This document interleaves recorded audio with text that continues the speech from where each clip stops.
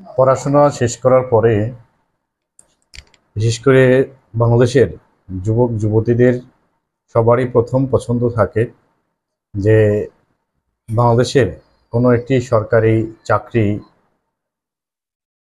চাকরি গ্রহণ করা বা চাকরি পাওয়া। কিন্তু বাংলাদেশের মতো ছোট্ট একটি দেশে যে পরিমাণে জনসংখ্যা, সেই জনসংখ্যার তুলনায় চাকরির সংখ্যা খুবই কম। যদিও ভ্যাকেন্ট পোস্ট বা শূন্য পদের সংখ্যা অনেক রয়েছে, কিন্তু বাংলাদেশ সরকারের অর্থ মন্ত্রণালয় যে পরিমাণে অর্থ সরবরাহ করতে পারে বা বরাদ্দ দিতে পারে সেই অনুযায়ী সার্কুলার দেওয়া হয়, সেই অনুযায়ী নিয়োগ দেওয়া হয়। সেজন্য সবসময়ই শিক্ষিত যে পরিমাণে শিক্ষিত যুবক যুবতী থাকে, শিক্ষিত ক্যান্ডিডেট থাকে, তার তুলনায় অল্প সংখ্যক যারা শিক্ষিত যুবক যুবতী তারা চাকরি পেয়ে থাকে। সুতরাং সেই অল্প সংখ্যক ভ্যাকেন্ট পোস্ট যখন সার্কুলার আসে, তার মধ্যে থেকে আবার কিন্তু কম্পিটিশন এত বেশি থাকে যে অনেকেই এর মধ্যে থেকে পিছিয়ে পড়ে। যেহেতু আমি প্রথমেই বললাম বাংলাদেশ একটি ছোট দেশ, তার মধ্যে আবার উন্নয়নশীল একটি দেশ, যেখানে দরিদ্র মানুষের সংখ্যা অনেক বেশি। এমন একটি দেশে এই চাকরি গ্রহণের ক্ষেত্রে বা চাকরি পাওয়ার ক্ষেত্রে নানান ধরনের এখানে কম্পিটিশন থাকে। প্রথমত মেধার কম্পিটিশন, তারপরে হচ্ছে এখানে বিভিন্ন ধরনের দুর্নীতির কম্পিটিশন, যেটা আমরা বিগত বিভিন্ন ধরনের চাকরির পরীক্ষার প্রমাণ থেকে দেখেছি। তার মধ্যে অন্যতম একটি হচ্ছে ঘুষ বাণিজ্য, দ্বিতীয়ত হচ্ছে প্রশ্নপত্র ফাঁস। যেমন আমরা কিছুদিন আগে দেখেছি যে বিসিএস এর প্রশ্ন ফাঁস করে হচ্ছে এরকম মোহাম্মদ আলী নামের বা যে কোনো একজন এরকম একজন ব্যক্তি। তো এই ধরনের প্রতিযোগিতা, একটা হচ্ছে মেধার প্রতিযোগিতা আর একটা হচ্ছে দুর্নীতির প্রতিযোগিতা। এই প্রতিযোগিতার মধ্যে থেকে অনেকেই কিন্তু এখান থেকে পিছিয়ে পড়ে। বিশেষ করে মেধায় অনেকে প্রতিযোগিতায় এগিয়ে থাকলেও আবার দেখা যায় স্বজনপ্রীতি, রাজনীতি, রাজনৈতিক প্রভাব ইত্যাদি কারণে আবার তারা কিন্তু অনেকে আছে মেধাবীরাও এখান থেকে পিছিয়ে পড়ে। সুতরাং এমন একটা পরিস্থিতিতে দাঁড়িয়ে যদি দেখা যায় কোনো একটা চাকরির পরীক্ষায় 50 জন নিয়োগ দিয়ে থাকে, সেই 50 জনের মধ্যে অঘোষিত বিভিন্ন ধরনের কোটায়, যদিও এখন পর্যন্ত ঘোষিত কোটা বর্তমানে নেই, তারপরেও অঘোষিত যে কোটা, যেটা আমরা এর আগে দেখেছিলাম যে একটা হচ্ছে দুর্নীতির কোটা, দ্বিতীয়ত হচ্ছে রাজনীতির একটি কোটা, আর একটা হচ্ছে স্বজনপ্রীতির একটি কোটা। যার বড় বড় আত্মীয় স্বজন সরকারি অফিসে চাকরি করেন, তারা ওখানে কিছু প্রায়োরিটি পেয়ে থাকেন, সেটাকে বলা হয় স্বজনপ্রীতির কোটা। দ্বিতীয় হচ্ছে দুর্নীতির কোটা, যে টাকা পয়সা দিয়ে ঘুষ লেনদেন, যেটাকে আমরা বলে থাকি, ঘুষ লেনদেনের মাধ্যমে কিন্তু প্রশ্নপত্র ফাঁস করা হয়, তারপরে চাকরির কন্ট্যাক্ট করা হয়। তৃতীয়ত হচ্ছে রাজনৈতিক যে একটি কোটা, যে সময় যে দল ক্ষমতায় থাকে তার যে মদতপুষ্ট যে ছাত্র সংগঠন থাকে, তারা কিন্তু ওখানে বেশি প্রায়োরিটি পেয়ে থাকে। বিগত বাংলাদেশের স্বাধীনতার পরে 53 বছর এগুলোই হয়েছে বেশি। এখন সামনে যে বর্তমানে যে বিপ্লবের মাধ্যমে বাংলাদেশে যে পরিবর্তন এসছে, যদি সেই পরিবর্তনের মাধ্যমে এই সকল সেক্টরে কোনো ধরনের ন্যূনতম পরিবর্তন হয়, যদিও এই পরিবর্তনের আশাটা বা আশা করাটা খুবই বোকামি বলে মনে হয়, কারণ বিভিন্ন সময় আমরা এখন বর্তমানে দেখতে পাচ্ছি এর কিছুটা নমুনা। তো এই সময়ে যে সকল বেকার যুবক যুবতীরা বর্তমানে তোমরা অপেক্ষমান রয়েছো চাকরির পরীক্ষার জন্য, তাদের জন্য আমার একটি বিশেষ অনুরোধ থাকবে, সেটা হচ্ছে তুমি এই যে ক্রাইটেরিয়াগুলো বললাম, এখানে প্রথমত যে প্রতিযোগিতাগুলোর কথা বলেছি, মেধার প্রতিযোগিতা, দুর্নীতির প্রতিযোগিতা, স্বজনপ্রীতির প্রতিযোগিতা, এছাড়া রাজনীতির যে প্রতিযোগিতা, এই যে প্রতিযোগিতার মধ্যে যদি তোমার সবগুলো ক্রাইটেরিয়ার মধ্যে তুমি কোনো একটা ক্রাইটেরিয়ায় থাকো, তাহলে তুমি চাকরির জন্য অপেক্ষা করো।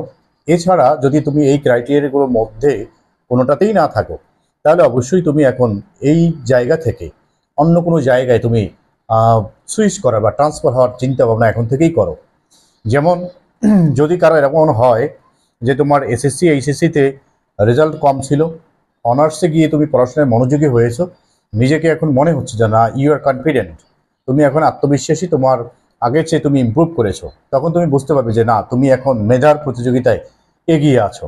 তারপরে যদি দেখা যায় না তুমি এসএসসি ইন্টারে যেরকম রেজাল্ট করেছো, এখন বর্তমানে এসে তুমি সেরকম অবস্থায় রয়েছো, তুমি এখন পর্যন্ত নিজেকে ডেভেলপ করতে পারোনি, এবং তোমার যে অন্য যে ক্রাইটেরিয়াগুলো বললাম যে প্রতিযোগিতা 3টি, এই প্রতিযোগিতার কোনোটাই তোমার মধ্যে নেই, তাহলে অবশ্যই তুমি এখন থেকে এই যে প্রতিযোগিতা, এটা ছেড়ে সময় নষ্ট না করে তুমি এখন থেকেই হয় উদ্যোক্তা হওয়ার জন্য উঠে পড়ে লেগে যাও, অথবা ব্যবসায়ের পিছনে মনোযোগ দাও।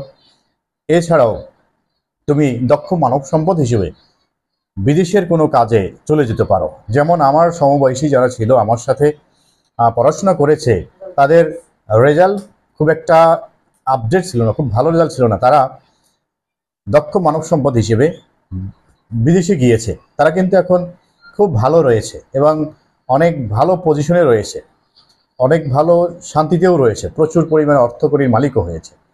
সুতরাং তারা যদি এই দেশে পড়ে থাকতো, তাহলে অবশ্যই কিন্তু এই যে মেধার প্রতিযোগিতায় তারা এগিয়ে থাকতে পারতো না, তারা কিন্তু পিছিয়ে পড়তো এবং তারা একটা সময় গিয়ে সময়টাও তার নষ্ট হয়ে যেত, অর্থ নষ্ট করত, পরিবারের সম্পদ নষ্ট করত, কিন্তু সে একটা সময় গিয়ে পরিবারের রাষ্ট্রের বোঝা হিসেবে সে দাঁড়িয়ে যেত।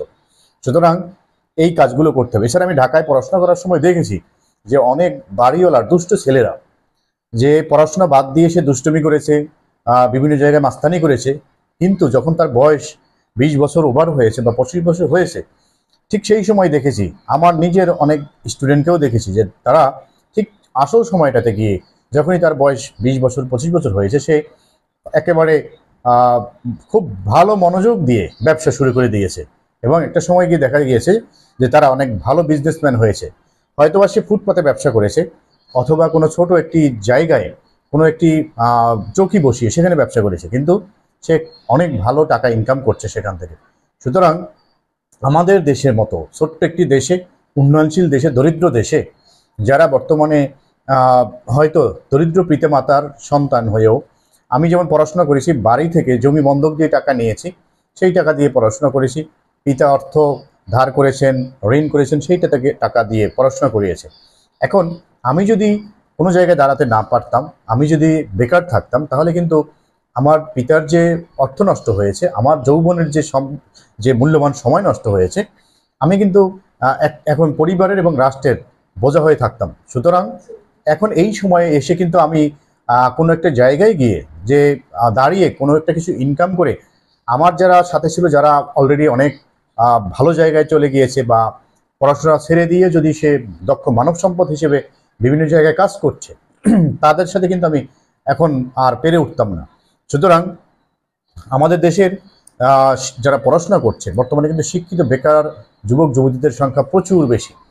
তাদের একটাই চিন্তা ভাবনা যদি থাকে যে না, আমি শুধু চাকরিই নিব, সেক্ষেত্রে অবশ্যই আগে আমাদেরকে বুঝতে হবে যে আমি যে ক্রাইটেরিয়াগুলোর কথা বললাম, কম্পিটিশনগুলোর কথা বললাম, এই কম্পিটিশনগুলো যদি আমরা ফুলফিল করতে না পারি, আমাদের মতো ছোট্ট একটি দেশে কিন্তু চাকরি পাওয়া সম্ভব নয়। সুতরাং যারা এখন পর্যন্ত শুধু সরকারি চাকরির আশায় রয়েছে, তাদেরকে বলবো যে এই যে বর্তমানে যদিও রাজনৈতিক যে প্রভাব, দুর্নীতি, এগুলো আমরা হয়তো স্বপ্ন দেখছি যে এগুলো হয়তো বন্ধ হবে, তারপরেও যে মেধার প্রতিযোগিতা এবং স্বজনপ্রীতির যে প্রতিযোগিতা, এগুলো কিন্তু থেকেই যাবে।